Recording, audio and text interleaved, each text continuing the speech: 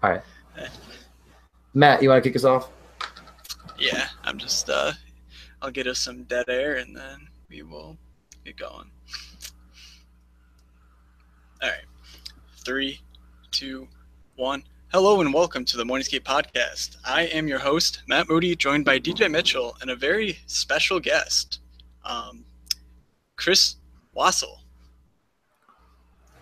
Good evening, boys. Chris, how you doing? I'm doing great. Has anybody seen like fall weather? Because it's missing here in the Northeast. So, if you can find the hockey weather, please send it to New Jersey ASAP. Thanks. Where in New Jersey are you? I'm in Philly. I'm in Rahway, so I'm right like in north central New Jersey. Okay. I lived in Newark for school, but it was a good time. Yeah, I went to Atlantic City once. Yeah, but anyways, here we are at the so it's Thursday morning, the night after opening night. We are recording this immediately after the 7-2 thrashing of the Winnipeg Jets by Toronto. We're currently looking at St. Louis and Pittsburgh mid-game, and there's two games still kicking off. So really interesting opening night, at least given the one game that's over now.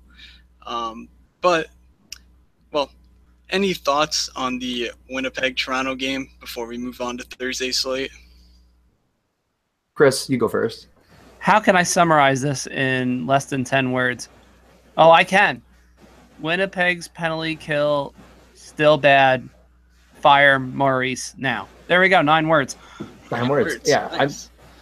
So I'm watching it in my accounting class, and I'm trying not to get angry because I mean you can't have an outburst. But watching Winnipeg's power play absolutely just suck. I mean, it wasn't even that it sucked. I don't know. It just looked like first game jitters. Maybe I don't know how to describe it, but Laine had some great plays. Just he's got to maybe not make the last big move to try to. I don't know. I'm not going to overanalyze their power play in one game. I mean, not a big enough sample size, but it's just frustrating to kind of have the game go seemingly how I expected it to, and the results end up being just way different. Yeah, that's pretty much the motto of early season hockey. So, anyways, we appreciate Chris joining us, and we're here to cover the 8-game Thursday slate. Again, there's some gigantic tournaments on DraftKings, so that's where we're primarily going to focus. So we're looking at Nashville at Boston, Montreal at Buffalo, Colorado at the Rangers, Washington at Ottawa, Minnesota at Detroit, Pittsburgh on a back-to-back at Chicago, Arizona at Anaheim, and Philly on a back-to-back at LA. So any of these games jump out right off the top to one of you guys? Yeah, I mean, the Buffalo Montreal game to me is a big game, but I'm not sure exactly how DFS relevant it will be. I mean, both teams, I think it's something, but I think the main, at least teams people are going to target, as far as ownership, the New York Rangers are going to be really popular, the Minnesota Wild, and probably some of the younger guys on Boston, at least for some more of the savvy players. And lastly, the late games, LA. I mean, normally not a targetable team for us, but they got some cheap guys going against a back-to-back Philly team on the road, and then Anaheim against Arizona. Chris, what do you think? Yeah, it's funny to say this. I can't believe it. I'm saying this at game 1. Arizona might actually be a somewhat targeted play, especially if it's clear that Ryan Getzlaf's not 100%. They're saying he's fine, but the fact that he's been, for the lack of a better term, babied through this entire training camp does have me concerned a little bit. No Kessler to eat up all those minutes. You have guys like Silverberg and Raquel are going to be forced into larger roles, and Corey Perry's just gassed. You don't really know what you're going to get from Perry on a night-to-night basis. Arizona's set up pretty well. Max Domi is back, and he was back with a vengeance, at least in training camp. You have Clayton Keller. I mean, you have a nice first line in Arizona, which I haven't been able to say in a long time, because last year you had Verbata and then a mix of characters, and that was it. This year you have a little bit more, and we're also waiting to see if Antti Ranta is indeed going to be confirmed. It's likely. It's like a 90% chance he's going to play, but it's just a precautionary type of thing. If he does go, and I think he's going to look pretty good. It seems like every Rangers backup that goes somewhere else magically looks really good in their first season, or at least good enough. This could be a spot to look at, especially even in our wonderful 2-game late slates that DraftKings has for a sneaky play. They love their small slates, that's for sure. I love the playoff slates, which is kind of like what these late slates are early in the season, and you're going to see these a lot, guys. Yeah, I mean, if I could go back to the playoffs right now, I would. I absolutely smashed in the playoffs. So that was easily the highlight of my DFS career. So just stacking the Ducks every other night and just printing cash. That was all I did for like a month straight. It was wonderful. That sounds legal. But while we got you on, Chris, like, how did you get into daily fantasy hockey? Was it just kind of something that maybe a friend mentioned, or was it something that you kind of, I don't know, how did you get into it? The funny thing is, being that I played season long in Dynasty, I've played Pick'em Fantasy even for years. For those that don't know, basically the old small world fantasy hockey, which was basically pick a certain amount of players and throw a salary cap on it, and the salary cap was the same as what DraftKings is, of $50 million. For the longest time, it was like 9 or 10 players. So it actually set up a lot like what DraftKings is now. The only difference is it's over the course of a season, and you would make a bunch of transactions to improve the value of your team so you could buy better and better players. Obviously, daily is not quite like that. You have 9 players. It's 50 million in the case of DraftKings. But the same type of idea is you have to pick the right players to do well. The better they do, the more cash you win. And it intrigued me about 3 years ago. And one of the guys that I know very well, Pete Jensen, was like, hey, you're pretty good at the season-long, like, Dynasty stuff. Why not give it a shot? And once I did, guys, I was hooked. I was hooked hopelessly. And the rest, you could say, is history. I started writing for a bunch of sites, doing a mix of both season-long and daily, and it's stuck to this day. I guess we kind of butchered this off the top, but why don't you give listeners, where they can find your writing and where they can listen to you and things like that? Kind of promote yourself. Hey, it's always good. I never mind a good butchering, since Will Butcher is now on the Devils, so that kind of helps out the process. But folks, you can find me over at Dauber Hockey as always. I've been there for about 7 years. If you can't find me there, you can find me. I'll be starting at Sporting News, I think, later next week, doing their daily fantasy columns, along with Mike Lovato and all the wonderful fantasy people there. And sheesh, you can find me on Fantasy Hockey X, which usually is on Tuesday or Wednesday nights at 9 p.m. For those that don't know, this year we're going to be doing a few more podcasts during the week to kind of recap and preview some of the bigger slates, just to give people more of an exposure. Because let's face it, DFS hockey needs all the help it can get at this point, based on some of the errors and little glitches that we've seen just this week with DraftKings and FanDuel and their pricing coming out a little bit late. And of course, you can find me on Twitter at Chris Wassel DFS. Just make sure you don't find that other Twitter account called the Injury Ninja. Usually bad things will happen there. Oof. Yeah, so I did see the Sporting News thing. Congrats on that. That looks really cool. But yeah, Chris is a great hockey mind, so we're really pleased to have him on here, and definitely read everything I can of yours. So yeah, let's get this show on the road. We'll start right at center. I think one of the main things that jumped out at me is that we don't really have, we don't have too much of an issue fitting in, at least a couple of studs. Again, similar to Wednesday night, it seems like prices are kind of bumped down by like 500 or 600 on almost every player. So I think keep that in mind while you're building your lineups. But yeah, we have Crosby Malkin on back-to-backs at Chicago. any interest in either of those two guys, or are you looking to kind of jump down the list a little bit? I know who DJ is going to say. So, Chris, what are your thoughts on the center position? Yeah, it's funny. I do kind of like Malkin a little bit in Chicago, at least a tiny bit. But the guy I'm going a little bit further down myself. Obviously, obviously Bergeron if he plays, and that's a big if right now, just because of the ribs and what other ailments that he's banged up with. Because apparently it's not just one thing. I like Jack Eichel tomorrow. I'm not gonna lie. It's six. Look, six. All right, think about this, folks. If you go by the old adage of $1,500 per DraftKings point, Eichel is almost pretty much dead on the money. He's actually exceeding value a little bit. That's scary. Even for this bump down pricing, that's pretty scary.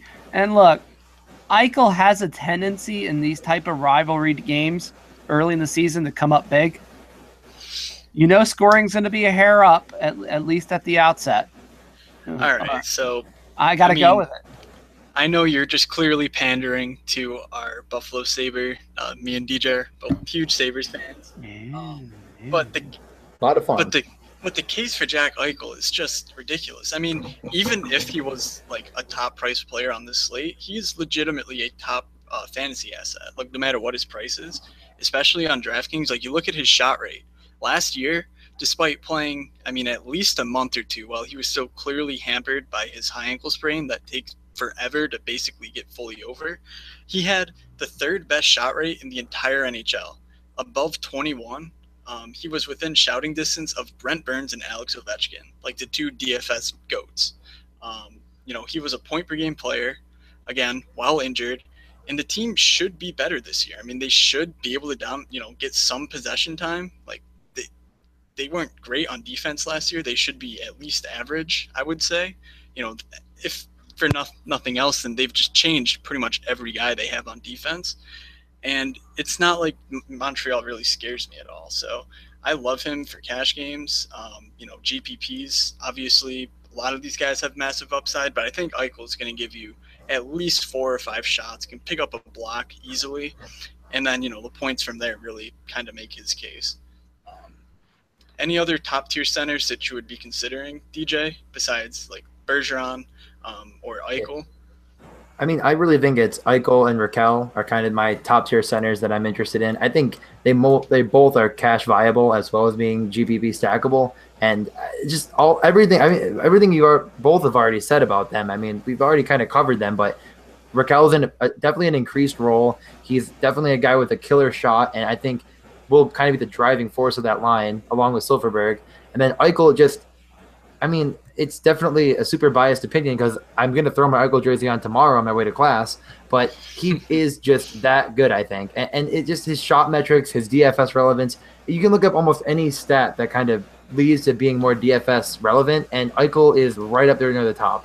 I could go through them all. He finished last year at about 7,900 on DraftKings, and now he's 1,200 cheaper to start the year. Montreal doesn't scare me. Carey Price is a great goalie, but we've mentioned a million times you never know what's going to happen any given night. And if Eichel isn't my guaranteed goal scorer, no one else will be. So I'll give it away early. Yeah.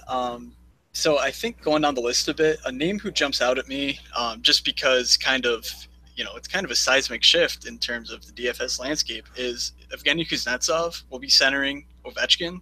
No longer will it be Backstrom and Ovi. I think the same sort of sentiment applies, that Backstrom, Kuznetsov, they're not necessarily cash type plays, especially when Kuznetsov is priced up a bit. But for GPPs, just keep that in mind, because obviously we're going to say Ovechkin is, a relatively strong, especially cash game asset. So keep that in mind. In the mid tier, Chris, any names jump out at you?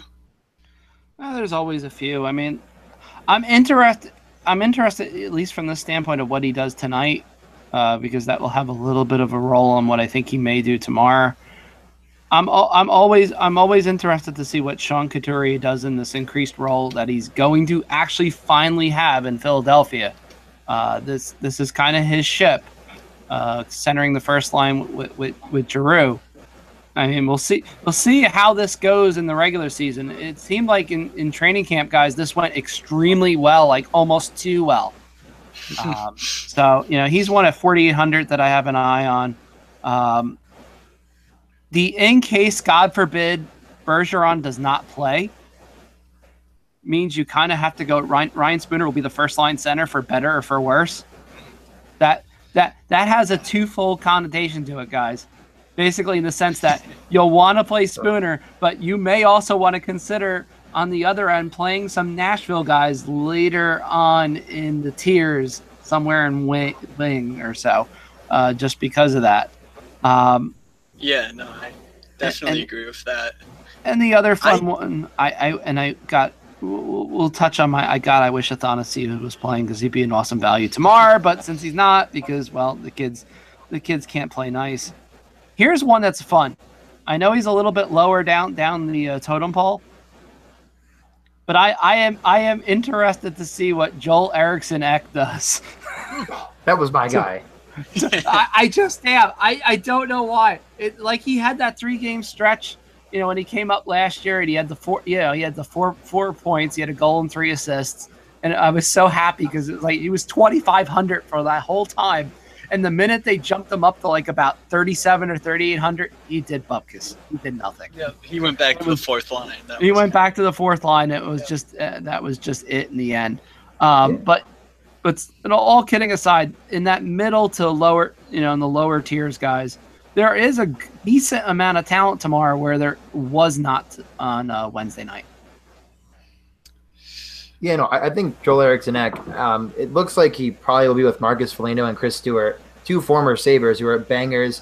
He's going to be the guy to take the shots out there. He's got a great shot, and he's just kind of a really nice prospect that definitely it's more about his ability to produce offensively than anything else. So DFS relevance is there, and it looks like he'll be slotted in power play too. So there's definitely a case to be made about him. I think if you need a cheap center, he's probably your best bet. Correct. I'll throw another name out there for cheap center wise. Philip Scheidel. I don't even know if that's how you say his name, but he was a 2017 draft pick, and he made the Rangers squad. Right now, he is set to play alongside of Zuccarello and Rick Nash, which I love Zuccarello. We talked about him as a prime progression candidate this year to kind of really improve his numbers, and I think this is a really good spot to kind of get a cheaper, I think we'll get the Rangers as cheap as they'll be this year, especially with Zuccarello and Scheidel right here. So, we'll see if that works. But for right now, I don't really know anything about the way Scheidel's game is, shooter, playmaker, two-way, that sort of thing. But I think the spot he is in, the role he's going to play against Colorado at home, is more than worth the risk if you need a cheap center. Any other center plays before we head the wing? No, you go first, Chris. You know what? I can't believe I'm going to say this, but yeah, I'm gonna go here. The Tyson just contrarian play of contrarian plays. I'm gonna go with the kid. I don't know why Lundqvist seems hellbent on giving up at least one goal. If it's going to be anybody, it'll be this kid. I liked at least what I've seen in training camp. He has pretty good possession numbers. I'm not even worried about where he slots in the lineup. It's one of those you're taking a pure swing, just to see what will happen at 3,300, and rolling with it. And then it's like I said, I'm done with my centers at that point. Yeah, I don't mind it. It looks like he might get power play 2 time, but it looks like he might slot in on the 4th line. And I think for 100 more, I'd lean Jordan Eriksson Ek. But yeah, wait, how did you say his name? Because I always thought it was Yost. It's a good question. I should ask him one of these days. Yeah, because talked to him lately. I butchered it a bunch of times. Last time I talked to him was actually right around just after one of the not the draft combine, but basically right before the draft. And I think you may be right on this. I may be wrong. I'll have to hang my head in shame. Shame. It's all right. If we had a nickel for every time DJ butchered a name on this show, we would have retired to Hawaii by now. So, Whoa. Okay. Come on. Do we have to take these shots? All right. Anyone else, Matt? I think I'm all set as well to go to wing. I think I'm pretty much set. Like my cash game centers are pretty much set in stone, I think, right now. So at least the core of 3 or 4 that I'll be picking from. So over at wing, we have a few more of the studs that we didn't really see on Wednesday's slate, besides, I guess, Tarasenko and Line. But we have the GOAT Alex Ovechkin is back. Do you think he rebounds this year, Chris? I know we've kind of discussed it a little bit, and, you know, it's kind of lukewarm here. But, I mean, this is like the reigning shot king.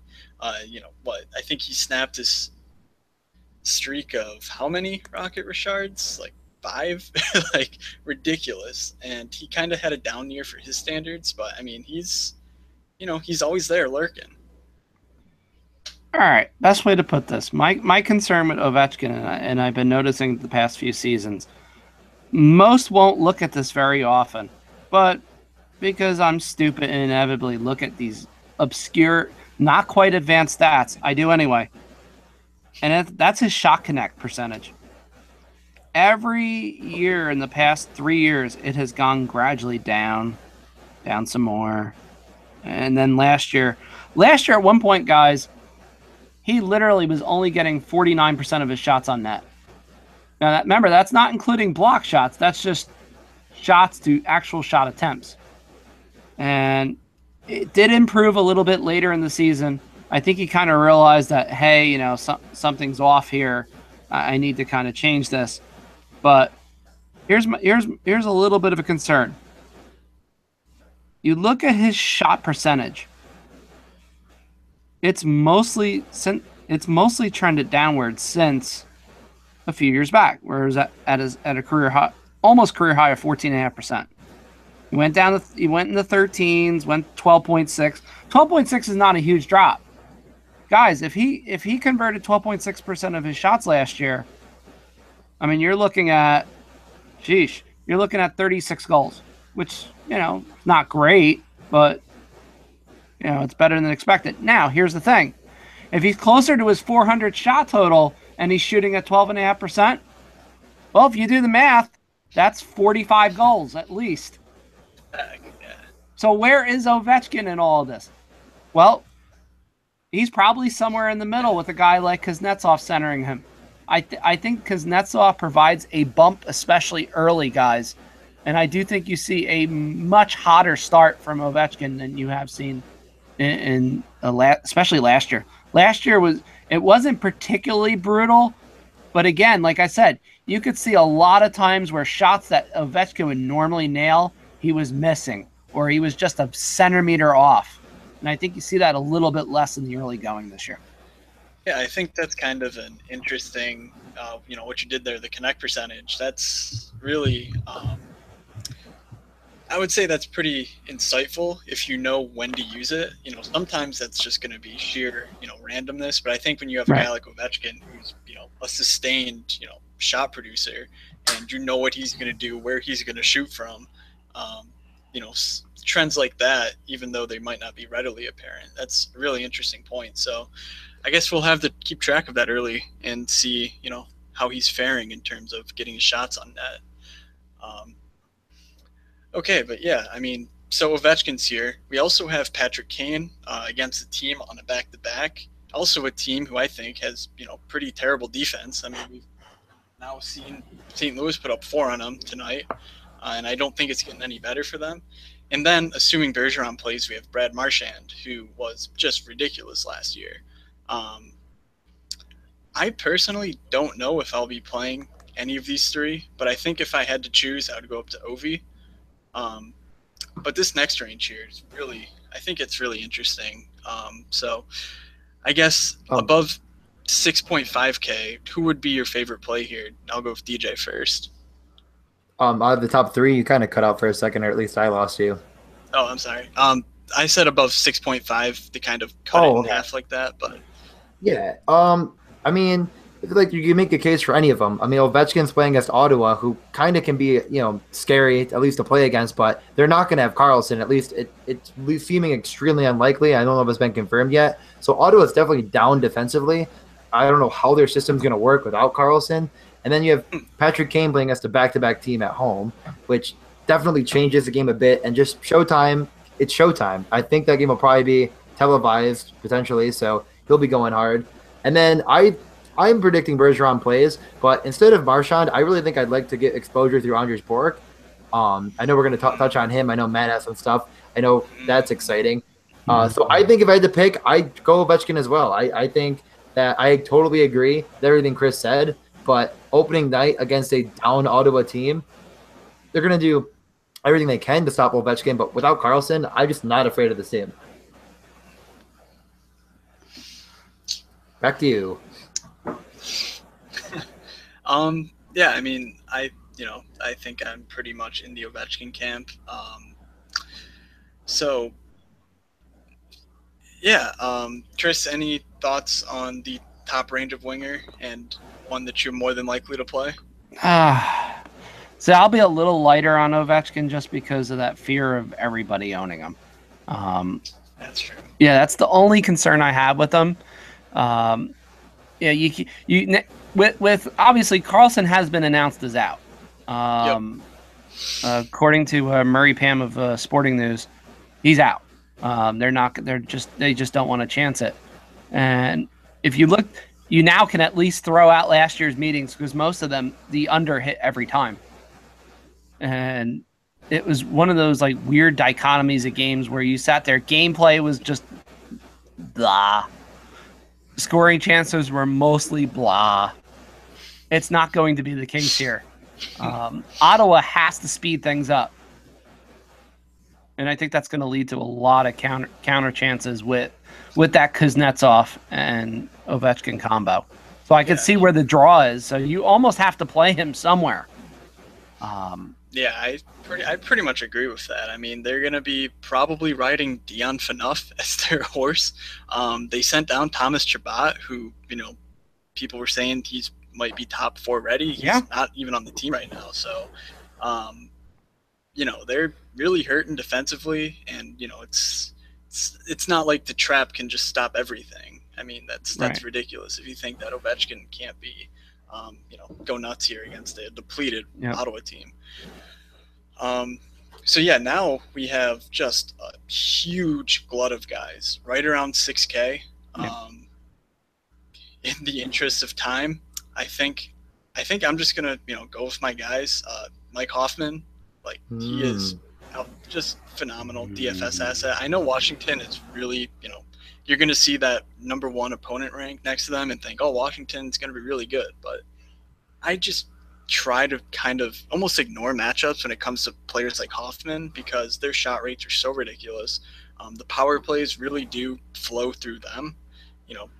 Hoffman's one-timer is just absurd. So I really like him in this spot. I think you can get him at really low ownership, like pretty much every other time you play Mike Hoffman. And then Matt Zuccarello against Colorado. I think I've talked about him a bit with Chitals, but his numbers, he's primed for a huge year this year, and especially bouncing back from his rather poor 2016-17. So, Chris, you want to walk us through this, this huge range of 6K players? Good God, there's a huge glut of 6K guys. You guys could be seriously taking a while just to go through some of these, but I'm going to go mid-5s for a second. For everybody and look at the potential of a Pearson Toffoli mini stack tomorrow night against Philly. If there's one line that's going to click, and I know Jeff Carter's mid-6s, so it might be a little high for some to stomach.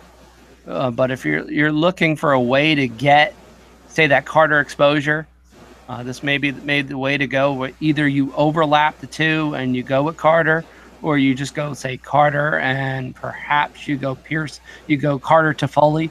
Toffoli is actually lower priced, guys. I know it's only $200, but it's a little weird considering that Toffoli is basically easily a 30-goal guy. Really, the only things that have sort of derailed him is mononucleosis, That'll get you. That will get you. And a case of pneumonia. I mean, that's the two things that have derailed him in the last year or so. I mean, he's fully recovered from it. He had god-awful luck. That entire line had just their PDO in the second half, guys, was around 90. 90. Yeah. I mean, and there's insanely bad, and then there's that. That makes it all the more impressive what Carter did last year. I mean, yes, he was legitimately outstanding. So yep, that's Yeah, you have to think how low that would be if it wasn't for Carter. I mean, right. they all had really bad luck. I'm sorry. I was going to mention Tyler Toffoli's shooting percentage last year dipped down. He dropped by about 5-6%, it looks like, in shooting percentage. I mean, that's just not – I really liked him going into last year. So a case of positive regression. Tyler Toffoli is definitely another guy worth mentioning here. Yep. And then obviously, you have some of the interesting ones. Look, Detroit's going to be bad this year. They're going to give up a lot of they're going to give up a lot of shots, particularly on the penalty kill. And that's where you kind of look at McKill Granlund, he regressed a good bit in particularly the last quarter of the season last year. It's worth a shot. It's a moderate risk play, but he's at 6K. Victor Arvidsson's another player just because he generates a lot of shots. I don't care if he's going up against the Bergeron line. I really don't. Bergeron's still not going to be 100%. That line's not 100%. The defense is banged up. Char is not completely healthy. He's just getting over the flu, and he's 40. And Boston does have an ability to kind of stink it up at home, particularly early in the season, at least a little bit. That may be enough for Nashville to sneak in a few goals. And, hey, let's throw in one for the road. Hey, let's toss in Wayne Simmons just because he's playing his former team. I mean, look, we're light on actual sample size because, I don't know, it's going to be the second night of the regular season. But Simmons does tend to play well against his former team. I do like him particularly against LA's penalty kill, which is not as vaunted as it used to be. And it's at least worth a shot at 5,900. And maybe, guys, for fun of it, you do go like what we talked about with that the Chital line with at least Zuccarello. Just because, Zuccarello is god-awful annoying as a Devils fan. I wish I have a dream that literally Steven Santini will squash him like the Smurf he is. Screw Hobbit. I'm going Smurf here. But all kidding aside, he's a good player. He had almost 60 points last year. And I actually think he could improve on that a little bit. Oh my God. Just shooting. I'm not schmoozing here. I think legitimately he could improve it, particularly goal-wise for the Rangers this year. No, he's going to be outstanding. So this is, the perfect spot. DJ, give us a couple of your quick takes before we head to the lower end of Winger. No, Zuccarello was definitely right at the top of my list. I mean, he was one of our cases for positive regression going into the season, and I absolutely love his upside against Colorado and that line. I think he'll be the driving force. He's definitely I think he's cash play viable. And then right below him, I think Evander Kane with Jack Eichel is going to be a stack that I ride. So I'll mention it on the podcast. Those guys will be out there 5-on-5, and I think they'll hook up for a goal. Going down the list, what? Was that bold or was – Wow. Did someone say something? Yeah, I'm just going to throw this in even though it's random. So the Blues were winning 4-2, guys. Oh, yeah, I saw that. Okay. That was the noise. Yeah, no, I'm watching that too, and I'm very angry about it, but I just wanted to ignore it while I heard a noise. I'm like, wait, is he really that mad? I said, Evander Kane? I'm like, I didn't think that was, off the rail. It wasn't like I was like, Tanner Glass, even though he's not playing tomorrow. Okay, but other than that, I think I'm pretty much set in the mid-range. I think the lower range is going to be a lot more interesting. Just one, the 4-6-5 range of Jacob Vrana, Anders Bjork, those guys are going to be crucial tomorrow. And even Pavel Buchnevich to some degree on the first line for the Rangers. So those three guys are also extremely interesting to me. Matt, what do you say about this mid-range, lower mid-range, I guess? I mean, you mentioned Bjork, you mentioned Vrana, but you didn't mention my favorite of the the bunch, actually. I saw Ryan Hartman is going to be playing on the Kane line, basically in the Panarin role, and I absolutely love that. Hartman, in his, he's been playing in a third line role for a couple of years now, and he's maintained probably a top 50 to 60 shot rate in the NHL. And I think playing alongside someone like Kane with Nick Schmaltz as his center, who will not shoot the puck, even if you would like bribe him to do it. He's just a pass first player. I think Hartman's in a great position. He won't be playing power play 1, but I think the 5-on-5 exposure to this matchup against Pittsburgh, I think that's an outstanding play for 4.2. But yeah, I mean, Bjork, as long as Bergeron plays with that line at 4.5, slam dunk. And then Vrana alongside Ovi. Jacob Vrana is one of the best offensive prospects coming into the league this year. So it's really an abundance of riches down here at the cheap range. Chris? Yeah, I mean, I had this in the nicest and fun of ways. I wanted to do the fun bork, but just as my buddy Russ Cohen said, I don't have enough Swedish fish to bribe him to do it right, so it's just never going to happen. But yeah, Hartman, guys, Hartman's from that 2013 draft class. That's produced some really good talent. He's got the wheels. He's got, here's an interesting one, guys. I'm going to throw this out there. Risky as hell pick of the night. Kevin Fiala, guys. It's like he hasn't missed a beat off that broken leg. You would have thought, broke his leg severely. It's going to take him forever to get back. And guys, he looks great. I mean, he's gonna get top 6 time. The other one obviously is, again, we talked about Clayton Keller at least a little bit. Yeah, we have to put him into the conversation at least a little bit. And thirdly, right still in that around that $4,000 price range. I can't help it. I'm going to have Alex DeBrincat somewhere. I just am. I'm going to have him somewhere. I don't even care if he plays 12 minutes. Every time I've seen him, I've seen him in training camp, it's just instant energy, guys. So I don't hate. He's on the third line right now. It looks like he's going to play with Patrick Sharp. That's not bad. Patrick Sharp's pretty old, but last year his shot rate was still quite solid. He just had like one of the league's worst shooting percentages. Even if that's, below league average, but just like kind of in the 30th to 40th percentile bad. I mean, he's going to have a much better year. And yeah, I mean, like you said, DeBrincat is incredibly talented. So that stack of even strength and then getting Sharp on that power play 1, I really like that as kind of like a more under the radar stack for Thursday's slate.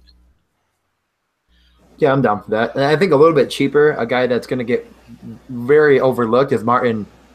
Is it Firk, right? Martin Firk? No, Doug said it was Frick. Frick. Okay, it is actually Frick. Terrible. Yeah. It's Frick. Yeah. So Martin Frick, I mean, he just is a massive shot producer from his days in the AHL and any other league. So he's just a shot volume guy I know the Red Wings are pretty bad, but he's up there with Mantha and Larkin, it looks like, and power play 2 time. They'll probably roll both units. They all connect. I don't like it very much against Minnesota, but I mean, no matter how bad Detroit is, like someone's going to put the puck on net, and they're not going to get shut out every night. And Martin Frick is in a great spot, I think. At least at that price, he's going to have very good volume on the ice. I don't think he's much of a cash play, but in GPP, he could be an option. Yeah, I mean, no problems with that. His AHL shots per game were like just awesome. So given the role that he's in, I mean, it's not the best matchup, but I said it earlier, like sometimes you just kind of have to ignore matchup when the talent's there, especially if that talent likes to shoot the freaking puck, because that's kind of what DraftKings is all about. So yeah, any other wingers before we head to defense? I know you had one, so I'll just mention it. Alex I follow. I Mhm. follow. I follow. He's getting at least he's gonna be. I don't think he's getting any power play time, but he is on line one for the LA Kings. He's at 3,200 on DraftKings from Buffalo, New York, as Matt mentioned to me. I'm not going to take credit for it, but I don't know much about him at all. But if he's on the first line, I mean, there's something to be said about the possession numbers LA has, their ability to produce, et cetera, et cetera. So, but yeah, that's pretty much all I had. Yeah, I mean, his ice time obviously a concern. We've seen many a player go through that first line winger alongside Kopitar, and he'll just double shift. He'll play alongside Carter and the power play and things like that. So it's not necessarily like he's in a slam dunk spot, but definitely a savings if you just want someone who many people don't even know who he is. I mean, I didn't until probably yesterday. So, um, yeah, let's go to defense. No Carlson, which is just devastating because his price is just ridiculous. Um, if he's still at that price when he comes back, half ankle or not, like I am playing him. Um, so yeah, to me, the top defenseman. Um, I mean, I want to say Ekman Larson, but I mean, he's actually way cheaper than I really expected. So, Yep. um, I'm all in on Ekman Larson this year. So, True. this is really a time to jump on while he's low at 4.7. It's so ridiculous. But yeah, I mean, I have no worries that he'll miss this game. He's listed as day to day, but I mean, I saw he practiced just fine. It seemed like everything was pretty much up to snuff with him. So, but if I wasn't going to go with Ekman Larson, I think I would go Roman Yossi. We have on the morningscapepod.com site, we have the January through the end of the year production over salary expectation. And Roman Yossi was one of the best performers in that metric, despite being relatively high priced. So, I mean, he's shown consistently that he can put up the numbers. And this spot, it's just it's a good all around spot for Roman Yossi, I think. So, Chris, thoughts on the top tier of defense? I can't believe I'm going this, but guys, Kevin Shattenkirk against his former team. It's like I had to think about it for a second. It's like, wait, Rangers, St. Louis. Well, okay, former team. Look.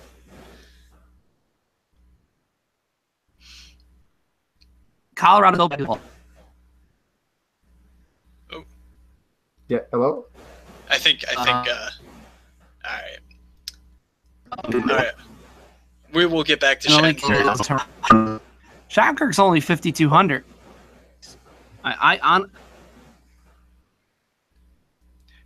Hey, Chris, we're kind of losing you. So. Can you hear us? Not sure. Bueller? I think he's frozen. He's frozen too. Hello? Hello? I'm still here. You're cutting in and out pretty heavily.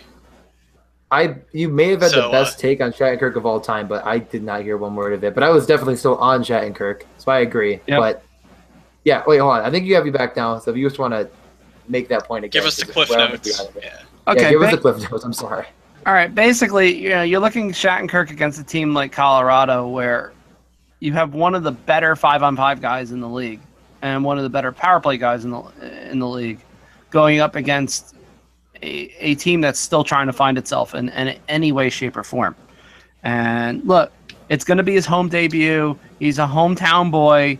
It sets up almost too perfect for him, and the price is even better, guys. I mean, look, you think about it. Average DK per player price is $55 a player, basically. So he's $355 below that. That's pretty solid. I mean, you're looking at these upper tier defensemen and you're going, wow, there's a lot of good price players here that you can choose from, which is great. You want to be enticed here when you're playing early in the season. And this definitely, you have the carrot out there ready to go, guys, with this. And obviously there's a few other guys that you want to go with, but I'm throwing Shattenkirk down. I didn't see how last year's stats updated with this. It's been tough with the loss of hockeyanalysis.com. I love that site and Yep. really miss it. But when you looked at, I believe, the 3 years going into last season, and you looked at power play points per 60, Yep. Kevin Shattenkirk was second in the NHL behind only Alex Ovechkin. It might have been Backstrom, but it was like those two guys. Yeah. Backstrom and Ovi. But I'm joking. So, okay. Oh, I'm sorry. I wasn't sure if I cut out. But he is just a phenomenal power play producer. And it looks like, I can't confirm this, but I did see, I think, a practice a couple days ago. They ran power play units. It's going to be Zuccarello, Zibanejad, and Chris Kreider, and then McDonough and Shattenkirk. So, that's really where I'm going to be looking to get my Rangers exposure. But I think that's interesting because it's not just an even strength line. You can kind of tweak your correlations to really get the optimal power play setup versus the 5-on-5. But yeah, Shattenkirk's awesome play too. So yeah, DJ. Yeah, I'll just kind of say that I feel like a lot of the guys at the top tier are really stackable with a lot of the guys we've mentioned during this podcast in GPP. As far as simply your cash game, I was going to say Shattenkirk as well. I feel like he's going to kind of take over as a power play quarterback. I mean, I think he's with McDonough on power play 1, correct? But I still think Shattenkirk will kind of take over that role. And I had him as kind of my and 5. Yeah, no, he stack up really well. If you want to stack Rangers, I think Shattenkirk's your guy in the point. And I think he's cash game viable by himself. Other than that, a lot of guys that I think are more of your GPP stacks. And that's kind of how I feel. So I was going to go Shattenkirk as well. All right, so I kind of have a question here. Who sees more minutes between Ristolainen and Duncan Keith? Because I can't figure this one out, but I really like both of them. Oh, okay. Were you literally asking, or were you like? Yeah, no, because last year Risto played about 28 minutes a night. It was just nutty. But with a new coach in town and a few more defenders, it seems like he'll be relied on a bit less. Obviously, they're both power play 1 quarterbacks. And then Duncan Keith last year played about 25 minutes a night, but he lost Chalmers, which, so both of these teams seem like they'll be riding their top guys pretty heavily, but I'm not really sure which way I would want to lean. But I think those two guys are pretty strong plays as well. Yeah. So, any thoughts on the time on ice between those two, or how that might change given the defensive changes around them? Well, Keith's going to play just about 26 minutes no matter what. I mean, that's pretty much been the way his whole career. He's been pretty much, except for a couple seasons, one was the strike shortened year, or lockout shortened year, which you can't really count too much. But it's pretty much been 25 and a half, 26, almost 27, almost 27, a couple 24s. You get the idea. His career average is right around 25 and a half minutes. That's not going to change. Ristolainen's might change a little bit, but his power play time isn't. So that's going to keep him probably close to 25 minutes, maybe 24 and a half for parts of the season. It's not going to be that negligible of a difference. So if you feel more comfortable putting Ristolainen in tomorrow, I mean, that's, one of those, it's up to you. But Duncan Keith facing a team that's coming off a back-to-back that has a questionable penalty kill and maybe facing Antti Niemi in net. There we go. I like it. That's the call we were looking for. One other guy, if you're looking to maximize volume as far as on ice, I'm just going to say his name, Cam Fowler. I mean, I love Anaheim's defense, but with it this banged up, he should be getting top minutes, top power play. He stacks well with Silverberg or whoever you want. So, yeah. I'm sorry. Something sort of playing on my headphones. Sorry. Are you guys still there? Yeah, no. Literally out of nowhere, my stream for the game just went nuts and started playing really, really loud sounds. So I just didn't even know what happened. Anyways, Matt, I'll send it to you. I think we've pretty much exhausted the upper tier of defense. One name, as gross as it may sound, that I'm really considering strongly for cash games tomorrow is Dion Phaneuf. at 4,200 with no Eric Carlson. I mean, I think he plays just a boatload of minutes, and he should be the power play one. Last year, just looking at his DraftKings player page, including the playoffs, obviously, in 100 games, he had 370 shots plus blocks. He had almost four, so he almost had 2 points of DraftKings scoring per game, just by just from blocks and shots alone. And when you consider that he'll be on the power play one, he'll play 25, 26 minutes is my best guess. I think he could be a slam dunk value play at only 4.2, but I really like him for floor purposes tomorrow. And so any other cheaper defenseman that you think could save us some salary? Chris, I'll send it to you. The fun part. Defenseman that can always save me salary. Hi, my name is Charlie McAvoy. You may have seen me in such films as... Look, I'm just going to play him anyway. I like the potential of him. He projects well in season... I was surprised how many projections had him spiked up. Guys, as much as 45 points. I mean, that was on the high end, granted. Wow. But, when you start to see that number come up, and it was about the highest I saw was mid-30s in early September, and I saw mid-40s right before the season. Okay, people are coming on to this, at least full bore. So McAvoy is a fun little risk play at 4,500. You start going down the line a little bit. And I like this only because it could be fun. Matthew Dumba's another pretty, actually might be a safer play than most think, just because he's only right at 4,100, and he's facing a god-awful Detroit defense. I mean, look, so bad. This could blow up, and it could blow up in night one, sure, but based on what you see and what you have going in, it's a solid decision. Last but not least, if you don't feel comfortable spending up at the Shattenkirk level, tomorrow almost feels like a weird high-risk pick of taking Anthony D'Angelo. High risk, D'Angelo. It's high risk. It's high risk, but it'll be there. He's power play too. Yeah, I mean, look, you figure Colorado's penalty kill is good to give up at least 1 to 2. So you're taking kind of a 50-50 shot at this. Going, I hope he's somehow in the points here. Because if he's in the points at all, he exceeds value almost right away. And that at least is worth a shot. Yeah, I mean, he is so talented. I loved playing him in Arizona when he was in, decent lineup spots. So, I'm probably going to dip my toes in just to kind of wait and see what they actually do with him, given how, they just refused to give Brady Shea any sort of run last year. But I think I'll pretty much jump right in as soon as I see him do something that, resembles DFS relevance. But I think Vigneault has to allow him to do that beforehand. So another name, pretty cheap, 3.5. We're looking at Victor Mete.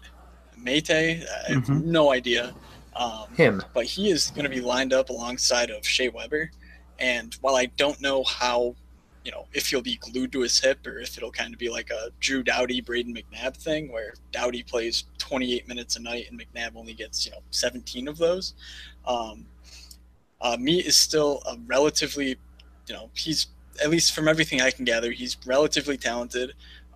He was a quick math here. He had 44 points in 50 games last year in the OHL. And so, as slightly overage for that league, I still think it's, it's pretty, I think it's a good spot to take a risk on him just because you're seeing most of these guys who are young and in good roles are, at least a few hundred more than him. And so getting him at 35, I think is about as cheap as I would like to go personally, looking at the rest of these knuckleheads down here. Yeah, I mean, Montour could be power play too. We love him. I mean, he's kind of is a fantasy relevant guy. And on the other end, Jason Demers also at 3-2. power play too, and I like Arizona's second power play a lot with Dvorak, Keller, Ryder, Strome, and Demers is what projects out to be. So those two guys, at least at 3-2, are getting you power play 2 exposure and decent minutes. With Montour kind of being bumped in minutes by the fact that they're so banged up on the point. So those are the last 2 guys I had written down.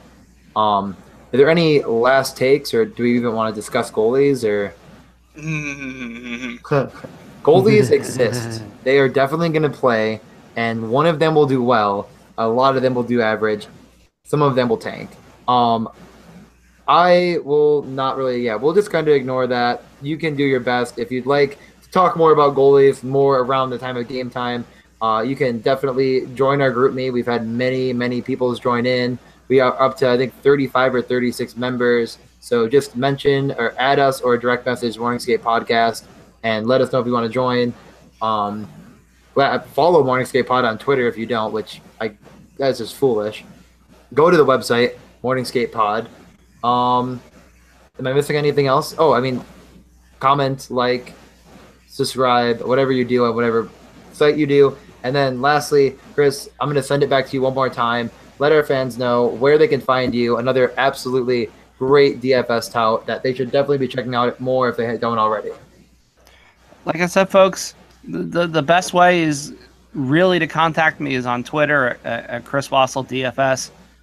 Look, I know people say this all the time. They get tired of people asking them questions all the time.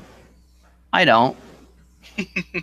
I'd rather somebody ask the questions than not and go and say, oh, why did, for example, here we go. This is a good one tonight. Tuesday Night's Fantasy Hockey X. I told people, play Alex Pietrangelo anyway.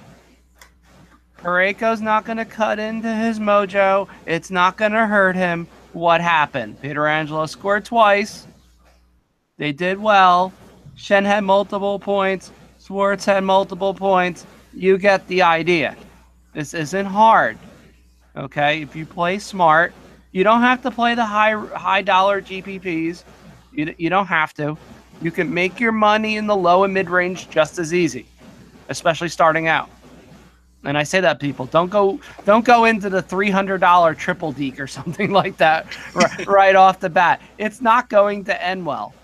But if you do this smartly, especially early in the season where there is a ridiculous boatload amount of variance, you'll be smarter for it and you'll get an idea of how to play DFS as the season goes on. So again, Twitter, easiest way to contact me.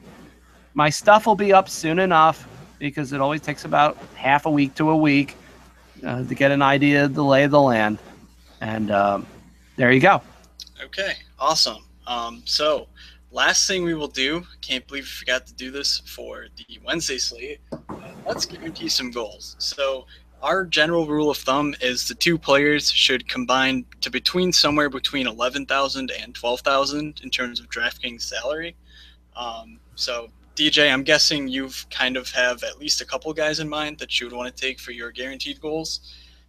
We'll let Chris kind of sort through his thoughts. Yeah, DJ, you go ahead. Okay, so if I'm going Jack Eichel, which I already mentioned, that puts me kind of in a bind of around the 4K range. So if I'm going to be at 4K, I'm just going to go with Ryan Hartman. I think Kane can set him up for a goal. So I'm going to go Eichel and Ryan Hartman. This is barring that Ryan Hartman doesn't going out with Patrick Kane. Those two are, 10,900. So I'm right at that range. I think we've made the case for both of them. And Eichel, if you're listening, which I'm sure you are, good luck tomorrow. Awesome. All right. Chris, do you have a couple guys in mind for your guaranteed goals? Crap, I don't get 12K because 12K would have been awesome. 12K is fine. You go for it. Oh, we'll make it fit. We try to between 10 and 12 really is kind of the range. Yeah. Okay, yeah. I can easily manage that. I've gone over many a times.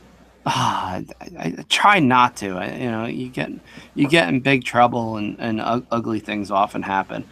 All right, here we go. This will be fun. Going a little bit of the unconventional route. I got Jakub Vrana from Washington. I just have this feeling that somehow he's going to find a way to score a goal. He played better as the season went on last year. I know he didn't get the chance that he's getting now, obviously, with Washington. Washington has made it clear that they are going for it, for lack of a better term. And hell or high water, they want to play this kid. So I like what I've seen in him. And at 4,600, that's a pretty solid salary. The other one, God, I hope I'm right with this because I'm going to look like a dumbass idiot on this show if I'm not. Get me Carter. Just get Carter, okay? Just do it. Don't even think about it. Don't even hesitate. Look, Jeff Carter's been wanting to party against Philadelphia since, well, parties existed. So, anybody that is listening to the show that is from, say, anywhere from Philadelphia to Atlantic City will remember the legendary parties of Mike Richards and Jeff Carter. It's just a fact of life, and he's gonna party on the Flyers tomorrow night. Okay. All right. So I don't know how I'm gonna, one up that, but I think I might just have it. So I mean, you got to give me Alex Ovechkin. Like, he is just scoring. I mean, you might even be able to pencil him for a 2-goal game. But I'm going to guarantee. I picked the most expensive guy in the slate. That's fine. So you didn't think I just intentionally did not mention Brandon Montour at cheap defense, right? Like, that wasn't just an oversight on my part. Because I was waiting to guarantee a goal from Brandon Montour against the Arizona Coyotes. So get this. Brandon Montour, he's 23 years old.